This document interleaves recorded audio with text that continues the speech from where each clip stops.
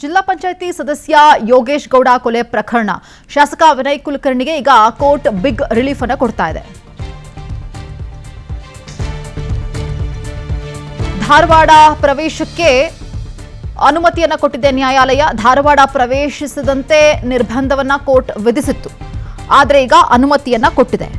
ಧಾರವಾಡ ಜಿಲ್ಲಾ ಪಂಚಾಯತ್ ಮಾಜಿ ಸದಸ್ಯ ಆಗಿದ್ದಂತಹ ಯೋಗೇಶ್ ಗೌಡ ಹತ್ಯೆ ಪ್ರಕರಣಕ್ಕೆ ಸಂಬಂಧಿಸಿದಂತೆ ಧಾರವಾಡ ಕಾಂಗ್ರೆಸ್ ಶಾಸಕ ಆಗಿದ್ದಂತಹ ವಿನಯ್ ಕುಲಕರ್ಣಿಗೆ ಈಗ ನ್ಯಾಯಾಲಯ ಮತ್ತೊಂದು ಬಿಗ್ ರಿಲೀಫ್ ಅನ್ನ ಕೊಡ್ತಾ ಇದೆ.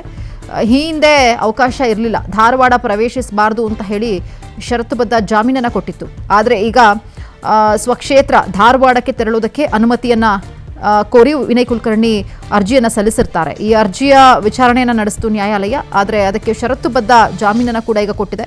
ಮೆರವಣಿಗೆಯನ್ನು ಮಾಡುವಂತಿಲ್ಲ ಅಂತ ಹೇಳಿ ಇತ್ಯಾದಿ ಷರತ್ತುಗಳನ್ನು ವಿಧಿಸಿದೆ. ಒಂದು ವೇಳೆ ಷರತ್ತನ್ನು ಉಲ್ಲಂಘಿಸಿದ್ದೇ ಆದರೆ ಜಾಮೀನನ್ನು ರದ್ದುಪಡಿಸ್ತೀವಿ ಅಂತ ಹೇಳಿ ಎಚ್ಚರಿಕೆಯನ್ನು ಕೂಡ ಕೊಟ್ಟಿದೆ.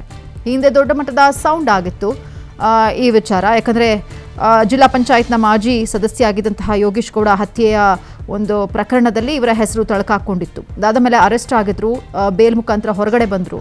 ಆದರೆ ಧಾರವಾಡಕ್ಕೆ ಎಂಟ್ರಿ ಕೊಡೋದಕ್ಕೆ ಅವಕಾಶ ಇರಲಿಲ್ಲ. ಈಗ ಅವಕಾಶ ಸಿಕ್ಕಿದೆ, ಅರ್ಜಿಯನ್ನು ಹಾಕೊಂಡಿದ್ರು. ಬಟ್ ಆದರೆ ಷರತ್ತುಬದ್ಧ ಜಾಮೀನನ್ನು ಕೊಟ್ಟಿದೆ. ಒಂದು ವೇಳೆ ಉಲ್ಲಂಘನೆ ಮಾಡಿದ್ರೆ ಜಾಮೀನು ರದ್ದಾಗುತ್ತೆ ಅಂತ ಹೇಳಿ ಎಚ್ಚರಿಕೆಯನ್ನು ಕೊಟ್ಟಿದೆ ಕೋರ್ಟ್.